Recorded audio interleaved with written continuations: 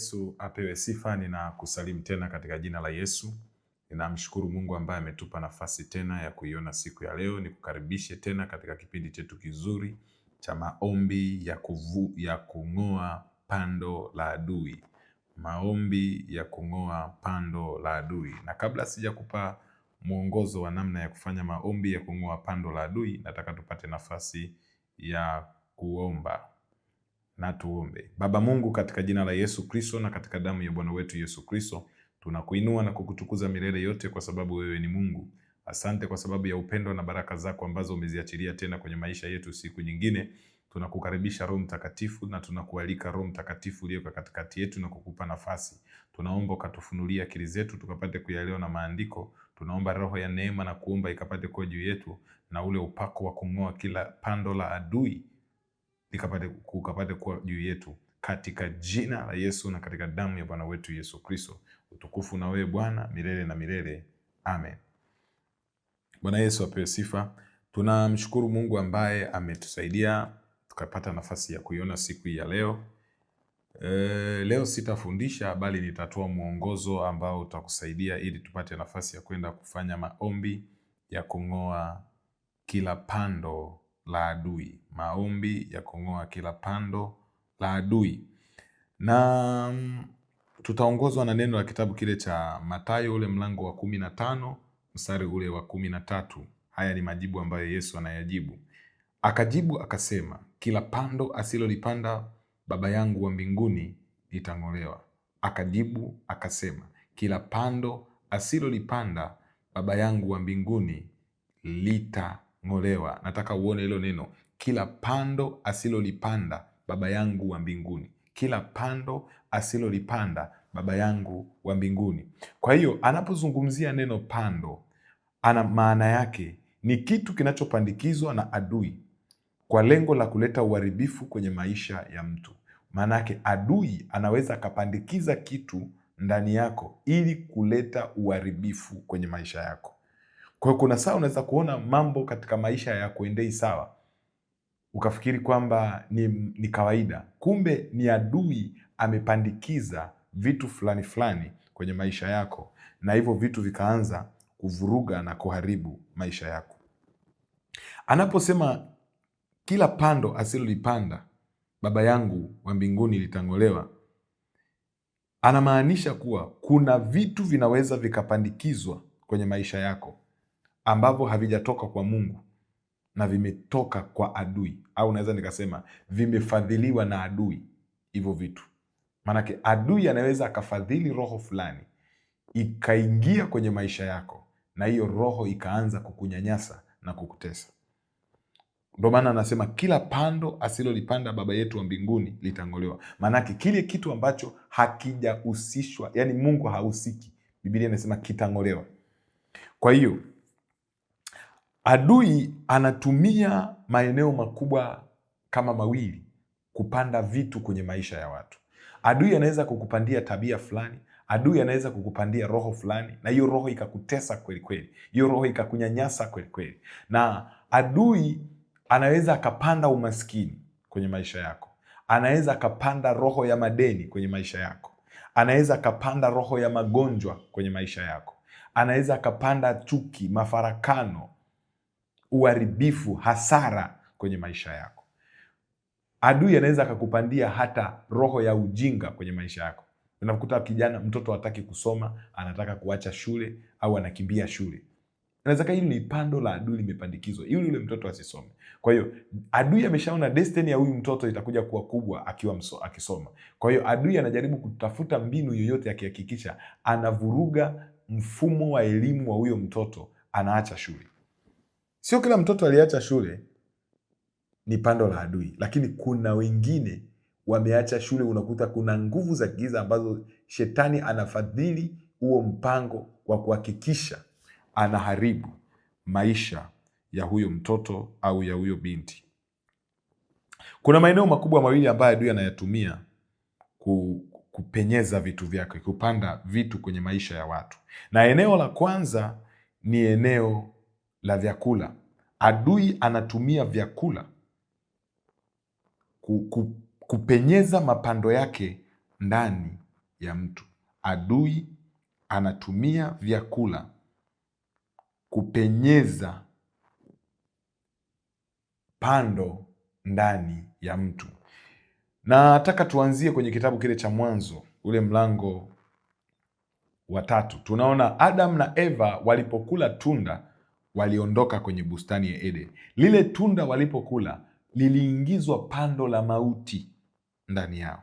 Kwa hiyo lile tunda lilikuwa limebeba mauti. Kwa hiyo walipokula mauti iliingia. Lakini ukisoma, kama ni msomaji wa Biblia, sio tu mauti iliingia, kuna kitu ambacho adui alikivuruga kwenye maisha ya Adam na Eva.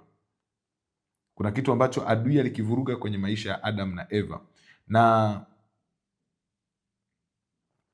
ndio maana ukiwa msomaji mzuri wa Biblia utanielewa. Ukisoma kile kitabu cha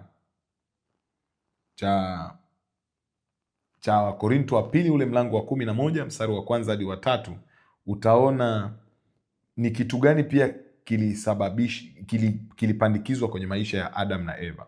Mstari wa 1 wa Korinto wa pili mlango wa 11 mstari wa 1 hadi wa 3 anasema, laiti mngelichukuliana nami katika upumbavu wangu kidogo, naam, mchukuliane nami, maana ninawaonea wivu wa Mungu, kwa kuwa nilimposea mume mmoja ili nimletee Kristo bikira safi. Mstari wa 3, lakini nachelea kama yule nyoka alivyomdanganya Hawa kwa hila yake, asije akawaharibu fikra zenu, mkauacha unyofu na usafi wa Kristo.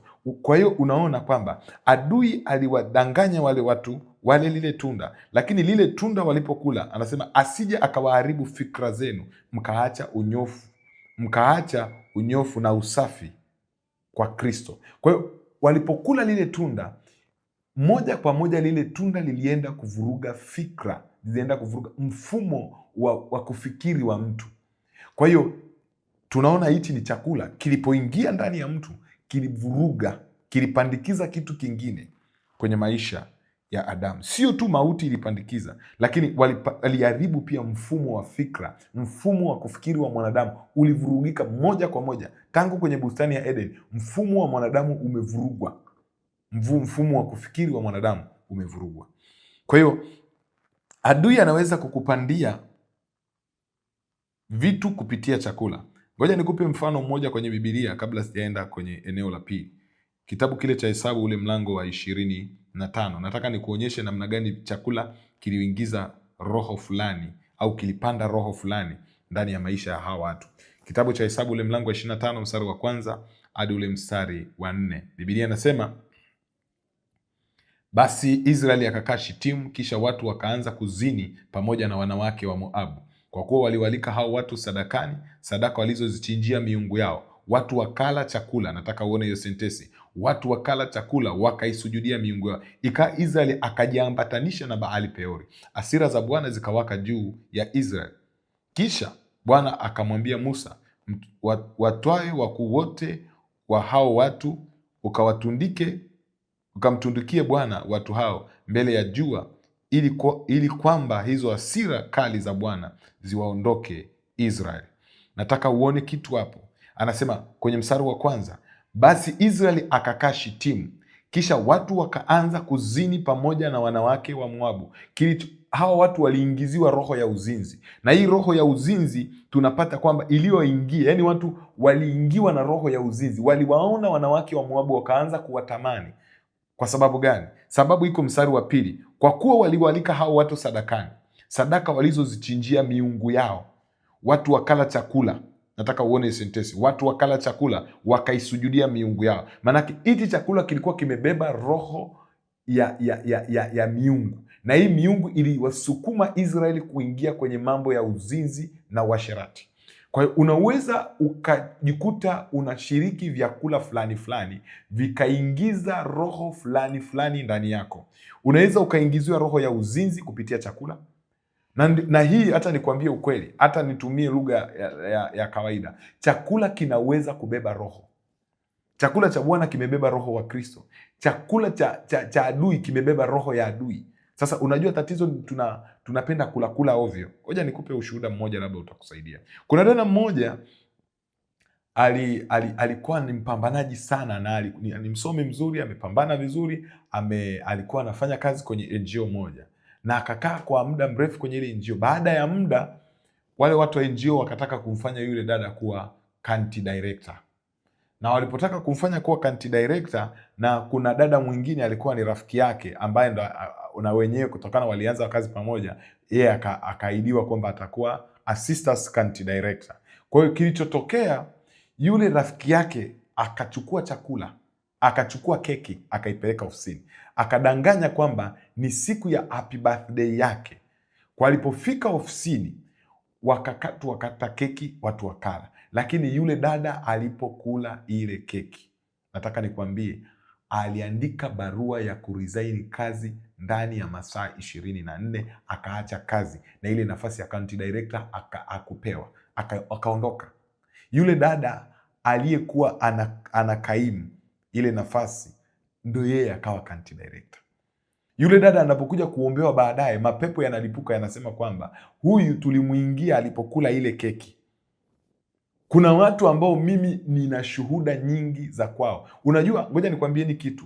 Wafanyakazi wengi sana wanaletaga vyakula ofisini. Watu wanapika mavyakula, wanaleta mavyakula ofisini. Mnashiriki ya mavyakula. Yale mavyakula yamebeba maroho ya ajabu. Mimi kuna rafiki yangu na mwingine ni ndugu yangu kabisa, aliwahi kushiriki mavyakula haya ya ofisini. Yaani nakwambia, aliugua akaenda Muhimbili, akaambiwa una dalili za kensa. Akaambiwa anatakiwa aanze zile kemo, zile kuchomwa zile kemo.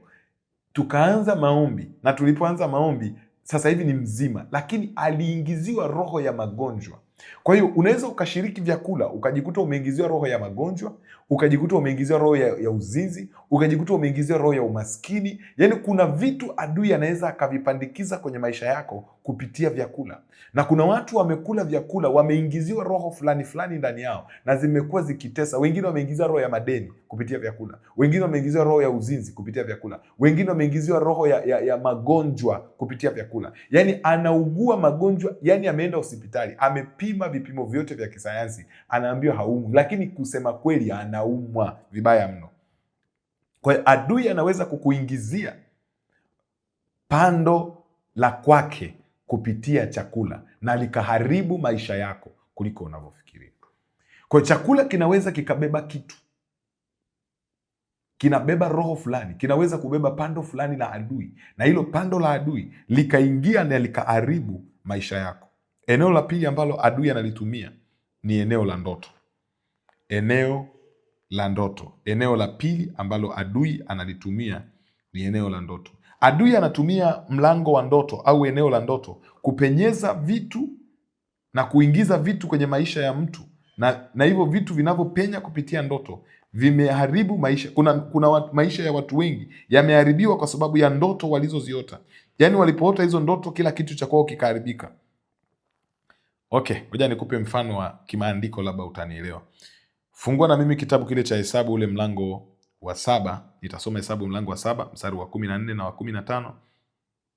Alafu nitasoma Hesabu ule mlango wa 4 na mstari wa 12 mpaka ule mstari wa 16. Acha nianze na Hesabu 4, labda utanielewa. Hesabu ule mlango wa 4 na mstari Ayubu. Sorry. Ayubu mlango wa 4 mstari ule wa 12 hadi wa 16, na Ayubu ule mlango wa 7 mstari wa 14 na wa 15. Tuanze na kitabu cha Ayubu ule mlango wa 4 mstari ule wa 12. Anasema, basi nililetewa neno kwa siri, sikio langu likasikia manong'ono yake, katika mawazo yaliyotoka katika maono ya usiku, hapo usingizi mzito uangukiapo wanadamu. Hofu iliniangukia na kutetema, iliyotetemesha mifupa yangu. Hofu iliniangukia na kutetema, iliyotetemesha mifupa yangu. Ndipo pepo likapita mbele ya uso wangu, na nywele za mwili wangu zilisimama. Hiyo pepo lilisimama kimya, nisiweze kutambua sura yake. Mfano ulikuwa mbele ya macho yangu, kulikuwa kimya, nami nikasikia sauti ikinena. Kwa hiyo anasema huyu mtu ukisoma ule mstari wa 12 anasema, basi nililetewa neno kwa siri, sikio langu likasikia manong'ono yake, katika mawazo yaliyotoka katika maono ya usiku, hapo usingizi mzito uangukiapo wanadamu. Hapo usingizi mzito uangukiapo wanadamu. Wakati watu wamelala, adui anatumiaga huo mlango kupanda vitu kwenye maisha ya mtu. Ndio maana ukisoma Biblia inasema kwamba alipolala adui akaja akapanda magugu. Manake adui apandi magugu ukiwa uko macho, anapanda magugu wakati umelala. Wakati wa usiku ni wakati wa adui kupanda vitu vya kipepo kwenye maisha ya watu. Ndio maana ni vema kama Mkristo ujifunze kuwa unaomba na kujifunika kwa damu ya Yesu, kwa sababu usiku ni usiku ambao unatumia kupandikiza vitu vitakavyoharibu maisha yako, vitakavyoharibu watoto wako, vitakavyoharibu familia yako. Kwa hiyo adui anatumiaga malango ya usiku, anatumia maono ya usiku, anatumia usingizi mzito unapoangukia watu. Angalia huyu mstari wa 14 anasema, hofu iliniangukia na kutetema, iliyotetemesha mifupa yangu. Maanake huyu mtu alipata tatizo la mifupa, lakini hili tatizo la mifupa limetokana na ndoto alizoziota. Kwa hiyo adui anaweza kukuingizia roho, anaweza kukupandikizia roho, au anaweza kukupandikizia ugonjwa kupitia ndoto. Kuna watu wameugua magonjwa ya ajabu ajabu, lakini ukifuatilia hayo magonjwa asili yake yametokea kwenye ndoto.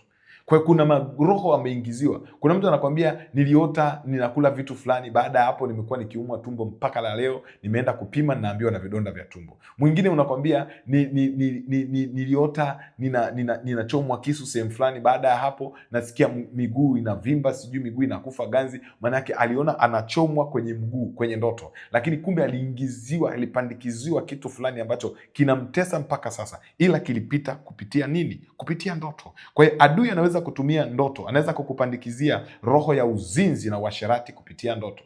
Adui anaweza kukupandikizia maroho machafu kupitia ndoto. Unaweza ukaota ndoto unazini, ukafikiri ile ni ndoto ya kawaida. Adui anapanda mbegu zake za kipepo kwenye ulimwengu wako wa kiroho. Adui anaingiza vitu vyake ambavyo sio vya kimungu ndani yako, kwa hiyo anavipenyeza kupitia ndoto.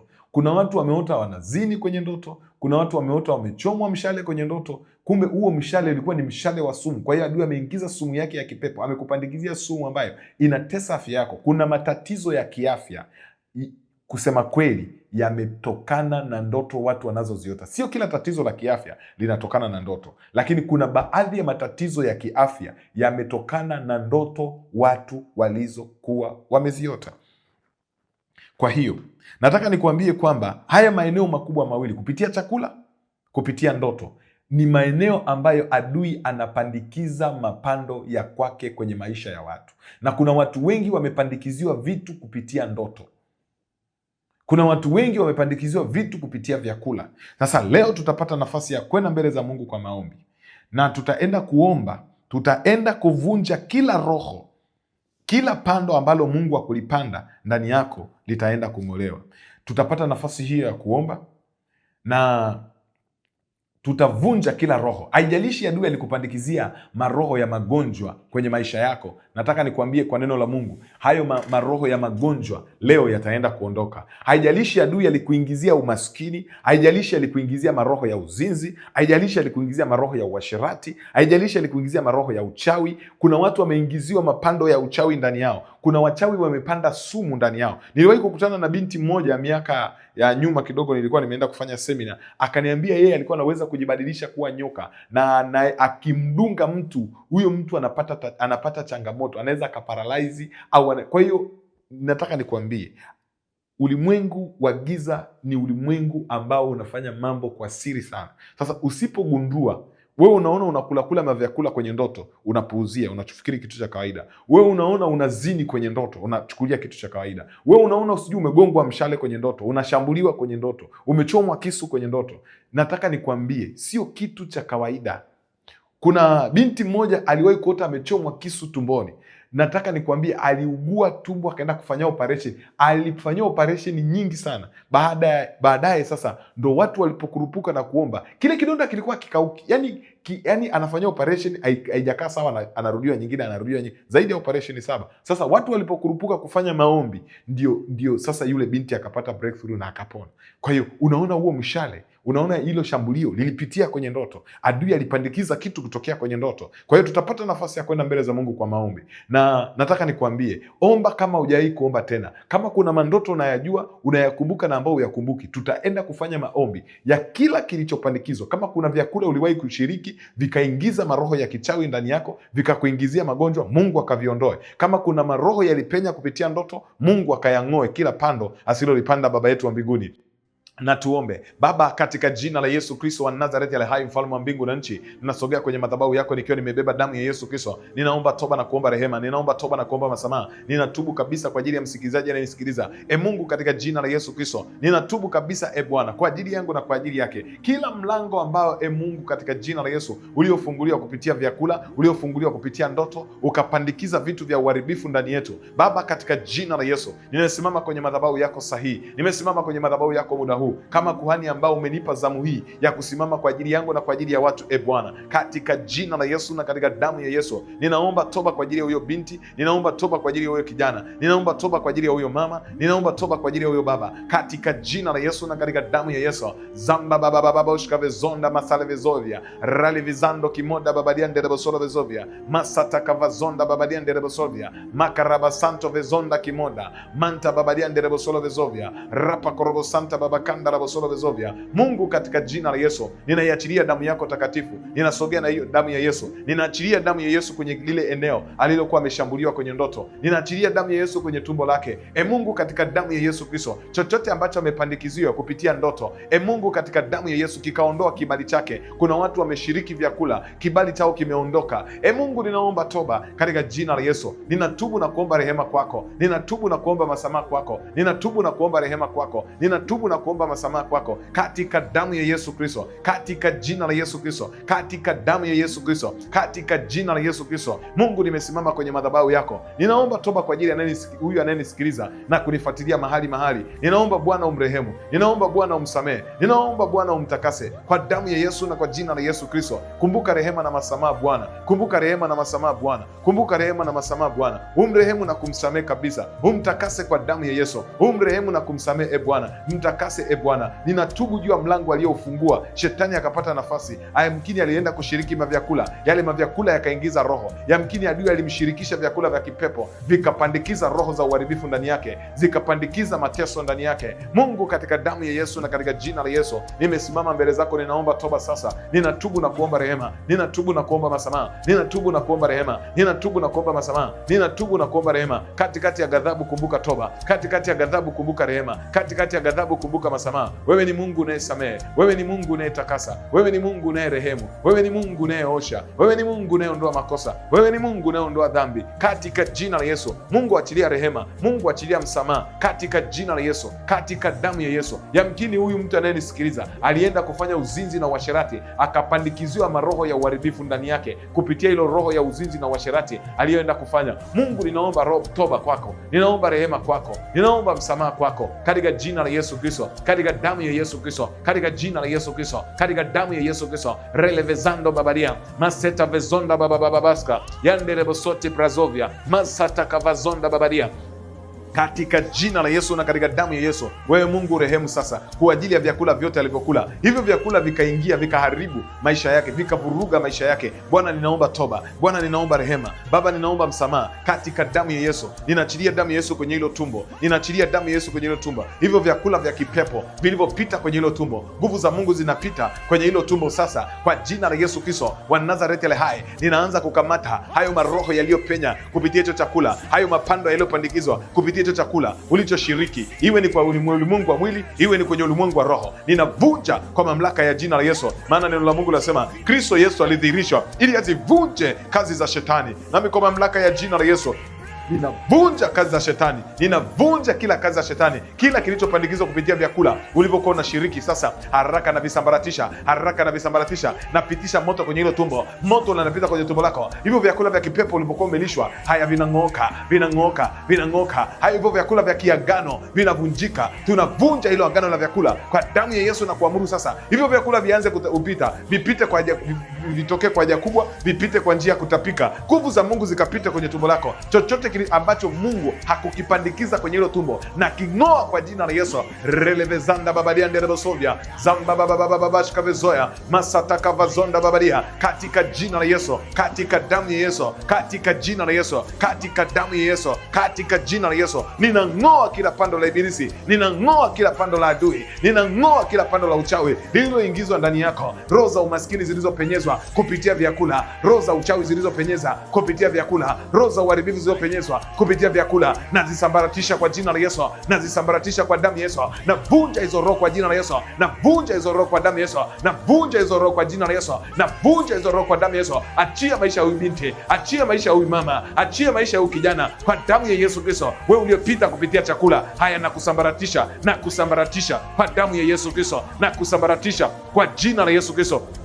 Vyakula vyote vya kipepo ulivyolishwa kwa jina la Yesu Kristo, iwe ni kwenye ulimwengu wa mwili, iwe ni kwenye ulimwengu wa ndoto, na vyakula aliyopenya kupitia ndoto, haya mavyakula yanasambaratika, haya mavyakula yanasambaratika, ndio yanatoka, ndio yanatoka, ndio yanatoka, haya sambaratika, sambaratika, sambaratika. Ng'oa kati ya huyo dada haraka, ng'oa kati ya huyo mama haraka, na vunja na kusambaratisha nguvu za giza zilizopita kwenye ndoto zikaingiza vyakula, zikapenyeza kupitia vyakula, na vunja kwa damu ya Yesu, na vunja kwa jina la Yesu, na vunja kwa damu ya Yesu Kristo, na vunja kwa jina la Yesu Kristo, na vunja kwa damu ya Yesu, na vunja kwa jina la Yesu nguvu za giza uliopitia kwenye ndoto. Reke papa papa sevezonda zamba baba baba bashka vezoya masataka vazonda babadia manderebo solo vezovia mazamba baba baba bashka yanderebo solo vezovia mazando robosia rapa korobo santa baba kanda robosia rikaraba santa baba kanda robosovia masataka vazonda babadia manderebo solo vezovia mazamba baba baba bashka yanderebo solo vezovia mazando robosia rapa korobo santa baba kanda robosia rikarabasanda rabosolovizovya rikarababababababa shanta babadia. Katika jina la Yesu Kristo, katika damu ya Yesu, ninavunja na kusambaratisha kwa jina la Yesu hiyo roho iliyokuwa imepenya kupitia vyakula kwa njia ndoto. Navunja hilo madhabahu, navunja hilo agano, maana neno lako lasema agano lenu mlilopatana na mauti litabatilika, tena na mapatano yenu yatavunjika. Ninavunja kila agano na mapatano, na tangua na kubatilisha kuanzia sasa kwa damu ya Yesu, na katika jina la Yesu. Mavyakula yote yaliyopenya kwa jina la Yesu Kristo ndani yako kupitia ndoto, tunaharibu hivyo vyakula. Hizo nyama za watu ulizokuwa unalishwa kwenye ndoto, nazisambaratisha, nazipindua. Ninavunja nguvu za giza. Watu wanaona wanalishwa damu, wananyoshwa damu kwenye ndoto. Ninavunja kila agano la mapepo lililopitia kwa njia ndoto. Haya linasambaratika, linasambaratika, linasambaratika. Hayo mapepo yanapiga na kelele na kulipuka, yanachomoka, yanachomoka, yanachomoka. Hayo ndio yanatoka, yanatoka, yanatoka, yanatoka. Hayo mapepo yanapiga kelele, ndio hayo sasa. Naona kuna mtu anafunguliwa kwenye ulimwengu wa roho. Reke papa papa papa papa papa salavazanda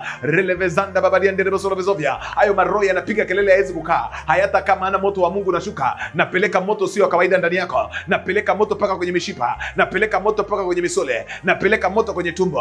Hautakaa sasa, ulipita kwa njia ndoto, haraka na kung'oa na kung'oa na kung'oa na kung'oa na kung'oa hiyo hizo sumu za kichawi ulizokuwa umeingizwa, hayo mapando ya kibilisi ulioingiza, hizo sumu za kipepo zikasababisha magonjwa, zikasababisha umaskini, zikasababisha uharibifu, zikasababisha maroho mengine machafu, zikasababisha kila uharibifu kwenye maisha ya mtu huyo. Na vunja kwa mamlaka ya jina la Yesu, na vunja kwa damu ya Yesu Kristo. Reke pasala vazonda kama mama moza mazuka baba baba vazi vizonda kama baba shakia yanda rabasele vizonda babaria, katika jina la Yesu na katika damu ya Yesu Kristo. Nimeharibu hizo roho, nimeharibu hizo roho, nimevunja na kuharibu kwa damu ya Yesu Kristo. Wewe uliyepenya kupitia ndoto, mishale yote ya kipepo iliyokuwa imetumwa, visu vyote vya kipepo uliokuwa umechomwa, vilivyokuwa vimeambatana na sumu ambavyo vinaharibu maisha yako, na vunja kwa jina la Yesu. Achia sasa katika jina la Yesu. Napeleka damu hapo mahali ambapo umejeruhiwa kwa njia ya ndoto. Damu ya Yesu inapita hapo sasa. Hiyo nguvu ya kipepo iliyokaa hapo, hilo pepo lililopitia hapo kwenye huo mlango linachomoka, linachomoka, linachomoka, linatoka, linatoka, linatoka, linakuachia, linatoka, linakuachia kwa jina la Yesu Kristo, kwa damu ya Yesu Kristo. Linatomoka, linatoka. Reke pa sata baba baba baba se zamba baba baba yande rebo solo vezovia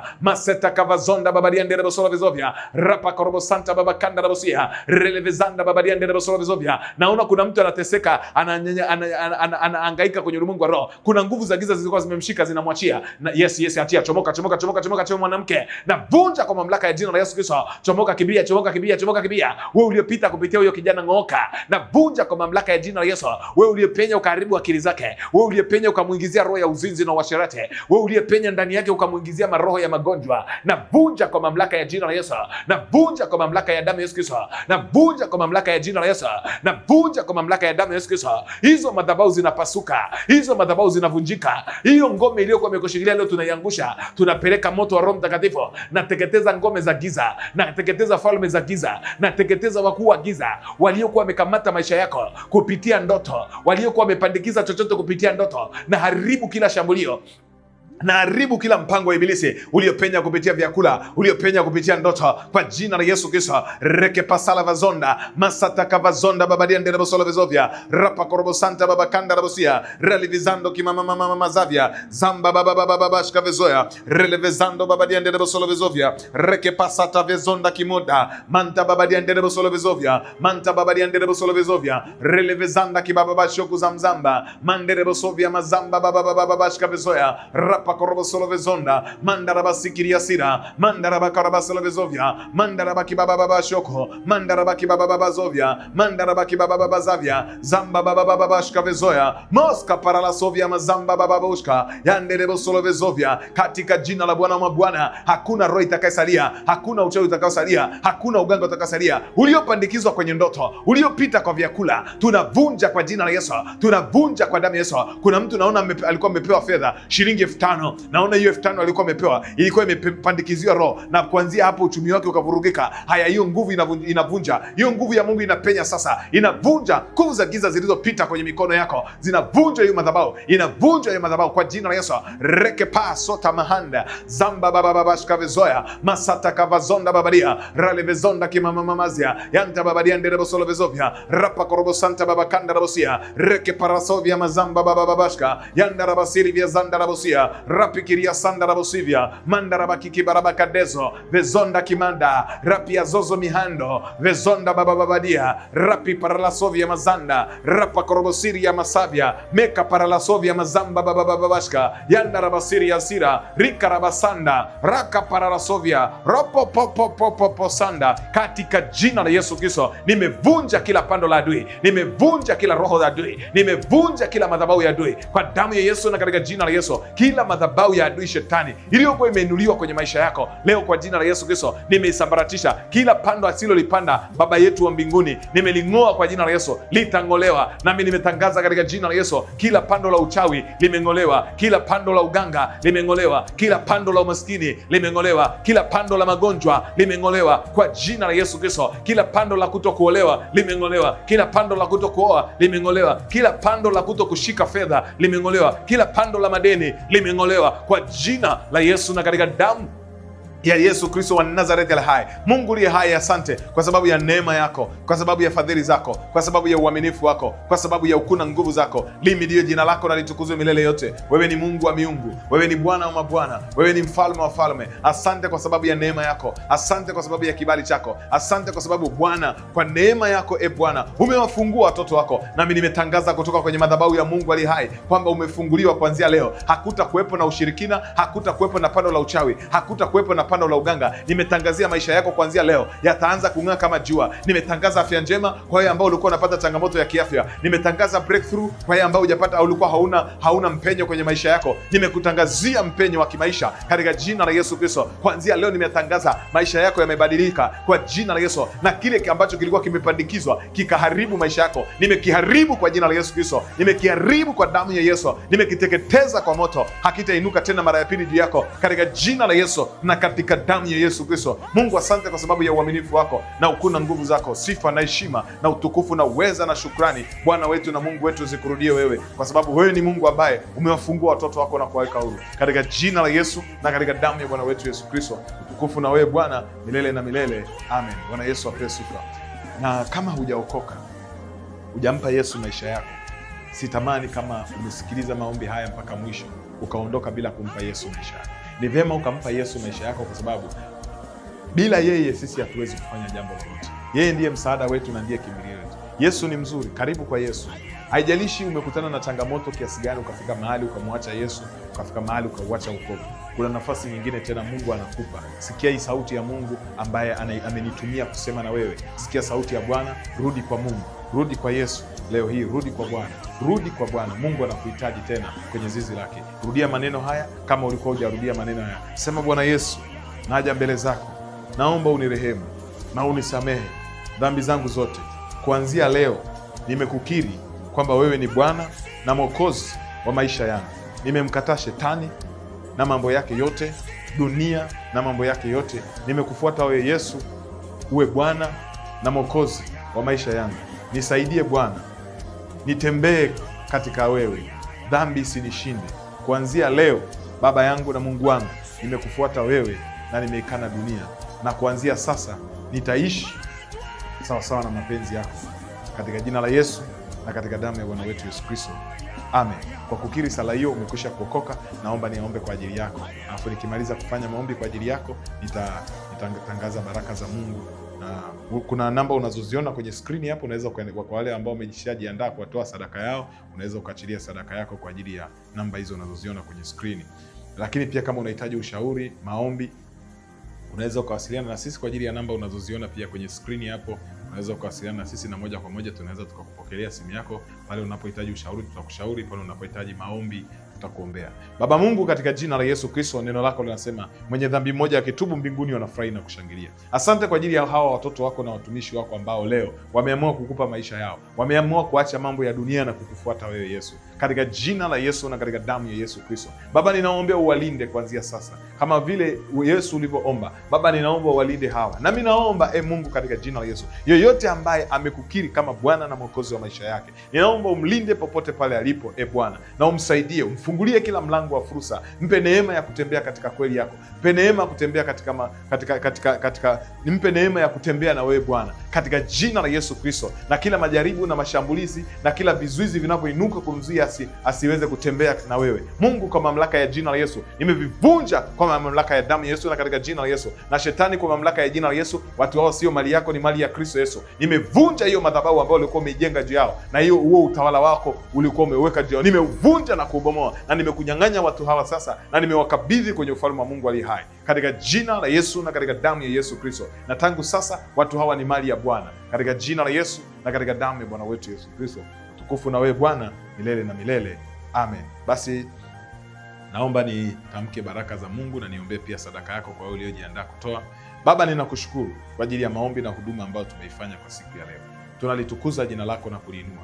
Baba, ninaomba uwabariki watu hawa sasa, kila mmoja anayenisikiliza kupitia sauti hii. Bwana, ninatangaza baraka ziende kwenye hiyo familia, kwenye hiyo nyumba, ziende kwa huyo binti, ziende kwa huyo kijana na kwa huyo mama, na yoyote anayenisikiliza mahali ulimwenguni. Ninatangaza baraka zako Mungu ziende pamoja kwenye maisha yao, na Bwana Mungu awabarikie na kuwalinda, awaangazie nuru za uso wake na kuwafadhili, awainulie uso wake na kuwapa amani. Kila mtakachokifanya mfanikiwe, na kuanzia leo hakika patakuwa na uchawi wala uganga juu ya maisha yenu, na kila kitu mtakachokifanya mtafanikiwa, na kila hatua mtakaipiga mtafanikiwa, katika jina la Yesu na katika damu ya Yesu. Mungu, pokea maombi yao na sadaka pia ambazo wamezitoa. Wameambatanisha sadaka zao kwa ajili ya kung'oa kila pando ambalo Bwana ambalo adui alikuwa amepandikiza kwenye maisha yao. Pokea hizo sadaka na maombi ambayo wameambatanisha. Mungu Mwenyezi, katika jina la Yesu, uwabariki kuanzia sasa, uwafungulie milango ya fursa na kibali, na kupitia sadaka hiyo ikasimame kama alama ya kwamba maombi haya ya kung'oa kila pando la ibilisi, kwamba hilo pando limeng'olewa kwenye maisha yao, katika jina la Yesu na katika damu ya Yesu Kristo. Utukufu ni wa kwako Mungu wetu na Baba yetu milele na milele, amen. Basi unaweza kutoa sadaka yako, na nikwambie kitu, usiache like, kusubscribe na kushare. Hiyo ni sadaka yako kwa Mungu, kwa sababu unataka na watu wengine wafunguliwe kama ulivyofunguliwa wewe. Kwa hiyo Mungu wa mbinguni akubariki sana. Tutaonana tena kwa wakati mwingine, na pia usiache kuungana na sisi kwa wakati mwingine ambao Mungu atakuwa ametupa tena hiyo neema. Ubarikiwe sana. Asante.